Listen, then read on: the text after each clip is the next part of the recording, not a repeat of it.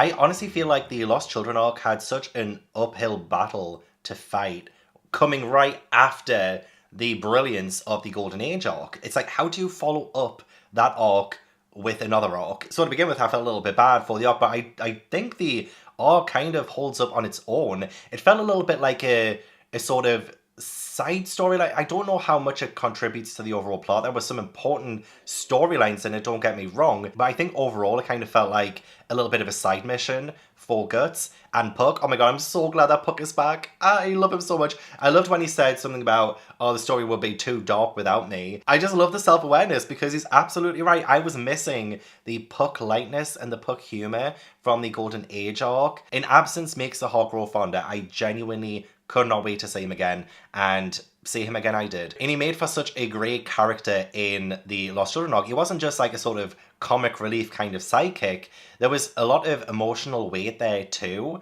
and it was just so great to explore a little bit more about like the Behelit and elves. And there was actually quite a lot of parallels between Guts and Jill. I felt like this was probably a really important arc in terms of character, more so than anything else. The vibes of this arc are absolutely immaculate. We have Guts saving this young girl called Jill, and they go to the village where Jill lives. And it's a village that has been terrorized by what looks like elves on this whole town. And, you know, children are getting kidnapped and a lot of people are dying so gruesomely. Like, it was absolutely disgusting the way that these little elf things were ripping off the flesh and the skin of the victims. The whole thing was absolutely vile. So really to keep up the horror that I've been feeling with it. There is like this brilliant encounter between Guts and a lot of the elves, and it turns out that these elves are the children who had been abducted. And that was like such a cool little twist. I think that was the part of the story where I thought, oh, you know, like this is an arc worthy of its own. This is an arc worthy of following the Golden Age. It doesn't need to be as grand scale as what the Golden Age arc was, for example. It was just kind of nice to sort of follow Guts's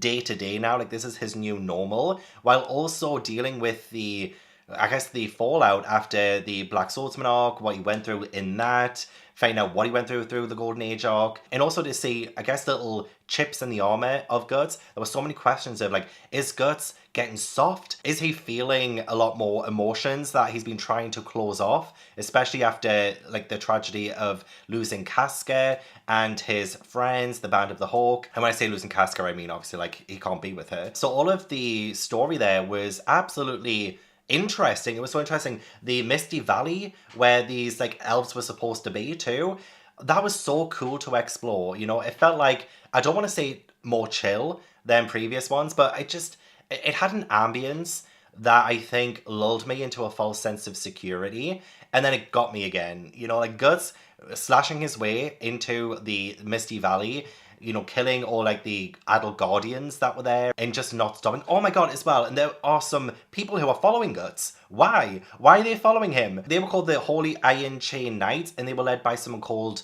Fonnes.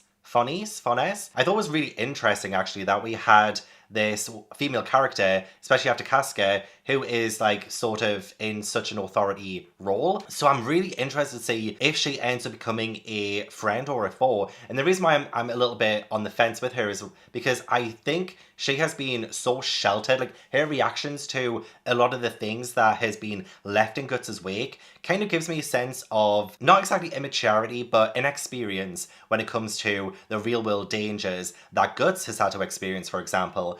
And she mentioned something, it was something about her stopping him or something. There was talk of religion that I think will be really cool to experience. Oh my god, when all of the elves play war, but they're actually like killing each other. Oh my god, terrifying. Like, that's when it went from around about 50 to 100. But yeah, I'm kind of interested to see where Forness goes. I might have to look up some pronunciations online because I think she needs a lot more experience, and I can't wait to see the world expand before her and see what she thinks of it all. And the fact that they're following Guts too, are they trying to stop him?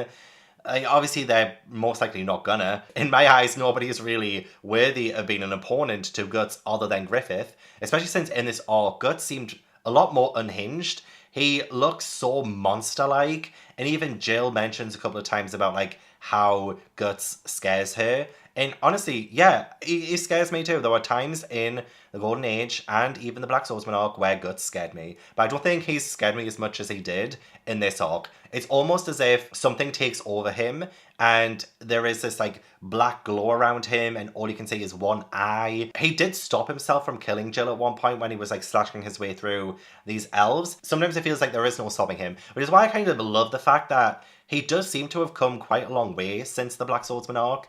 He was very standoffish. He really didn't want to do anything for anyone else's sake but his own, and he put his own agenda first. But it felt like there was some kind of selflessness to Guts in this arc, and he does end up saving Jill. I mean, I know there was the whole storyline with the Behelit and how Rosine most likely sacrificed her parents in order to become this elf-like creature, so I guess Guts did have a stake in the game because he is out for revenge, he's out for blood, and obviously Rosine, she is like Griffith in a way, and in some ways Jill feels like Guts.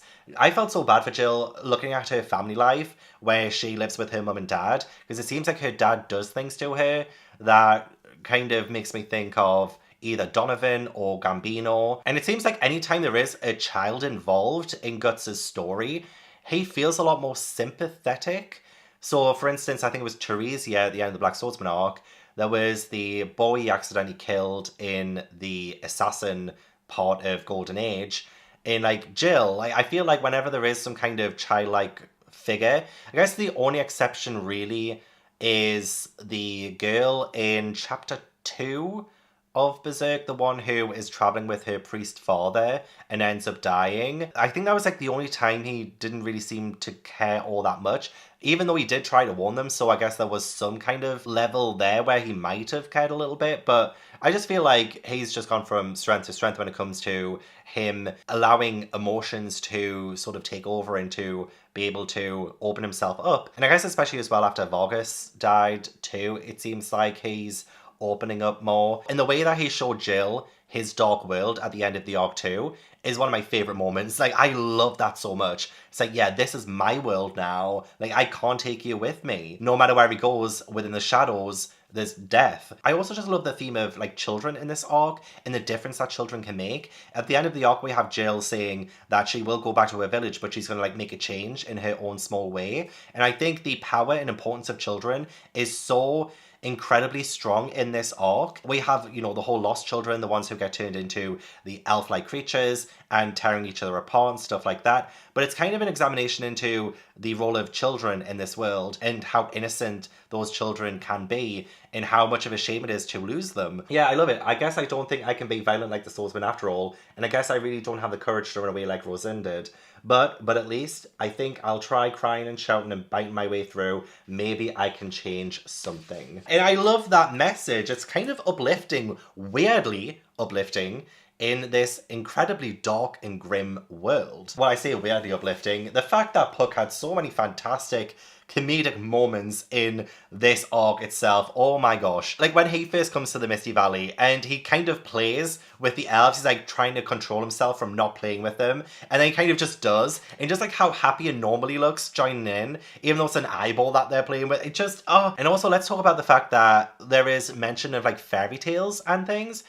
So Good says something like, this ain't some kid's fairy tale like Peacock, it's a gruesome grown-up fairy tale. Fairy tales are like very dark originally. A lot of original fairy tales are super grim, super violent, super dark. So I kind of love the fact that, yeah, Berserk is feeling a little bit fairy tale-esque with this arc. Although I guess you could argue that Berserk itself is a sort of fairy tale. I think that would be really cool to explore at some point. I don't know if anyone's made some kind of essay or argument about that, but I think it could be a good one to examine. But the dichotomy between a kid's fairy tale and a grown-up fairy tale, Jill has been forced to grow up, just like Guts had to grow up very quickly. Was he like 5 years old or something when he killed his first person? Or like when he was like on the battlefield and it was like his first death, maybe? These kids have to grow up quick in this world, and it's kind of sad that they don't get the comfort of the kids' fairy tales. They have to live within a grown-up fairy tale, filled with death and horror, which is why I love the fact that these elf-like creatures seem so innocent at first and so cute, but then they do strip back the layers and then they're